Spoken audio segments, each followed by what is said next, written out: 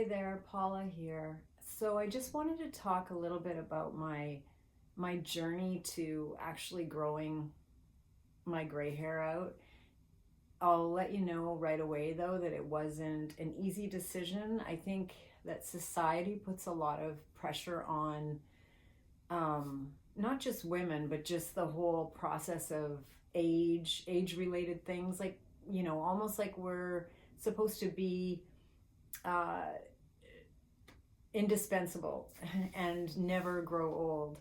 And any signs of that are like a sign of weakness sometimes in our society. And I don't believe that, especially not anymore. But, I did contemplate it a lot, pardon me, in my 40s, because I knew as you get older, your hair starts to fade in terms of the color.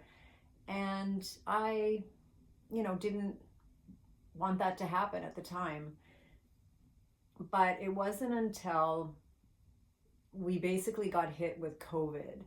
And I think not only for me, but for a lot of people who are contemplating going gray, that was the time that we felt, okay, this is it.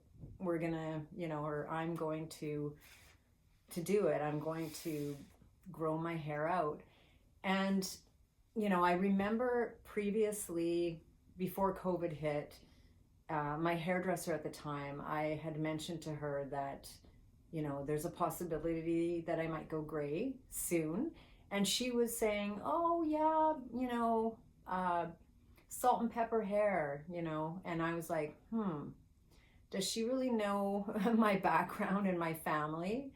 My family, my mother, beautiful, she went completely silver, and my father as well. So, I had that at least in my genes, and knew that maybe, possibly there would be an opportunity for my hair to look similar to my mother.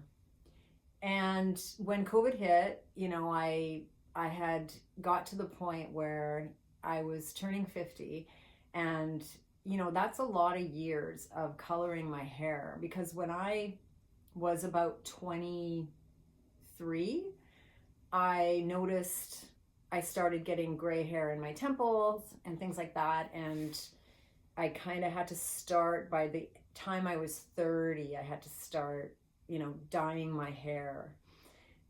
And so I did for, I guess that would be 20, maybe a little bit more, 22 years. I was dyeing my hair, like fully dyeing my hair. And, there's kind of a pleasure for someone like me who's an artist.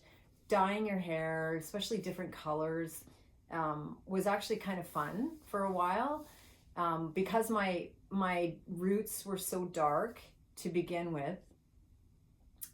Coloring it anything lighter, there would be a process to actually bleaching your hair, and then dyeing it the appropriate color you wanted.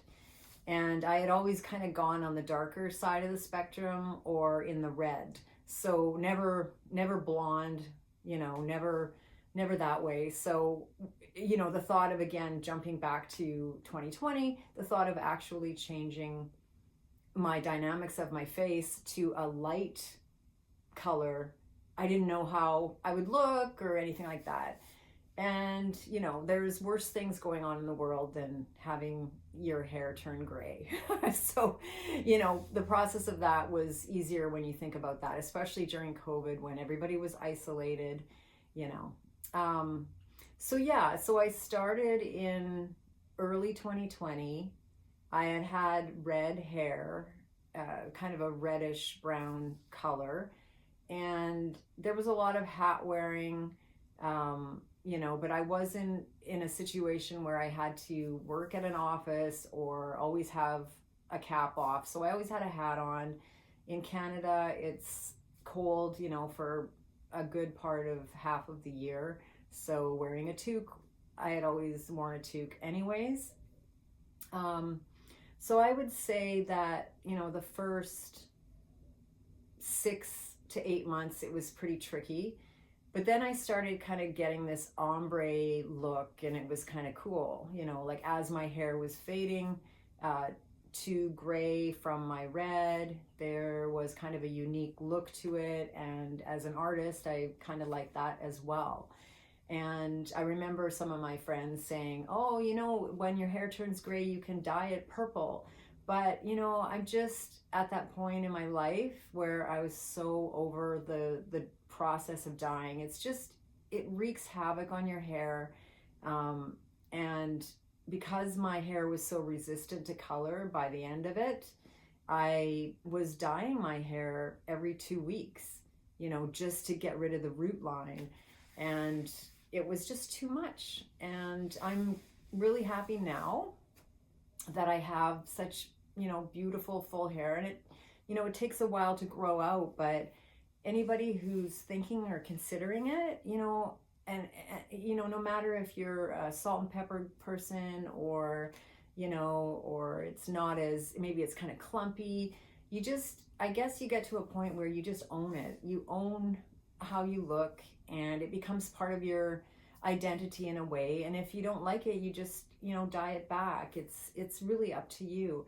But I was lucky enough to have, you know, it grow out to one color. In the back, it's darker. Just I think that's just normal for a lot of people to have kind of that darkness happening in the backside.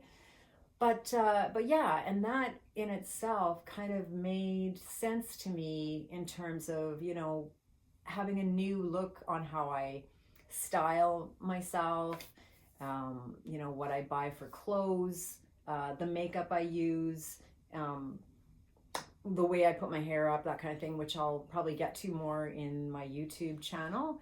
But for now, I just wanted to kind of show you the process. It was, again, pretty difficult at first, but for the most part, I'm super happy that I did it, and hope that maybe you will one day consider it too.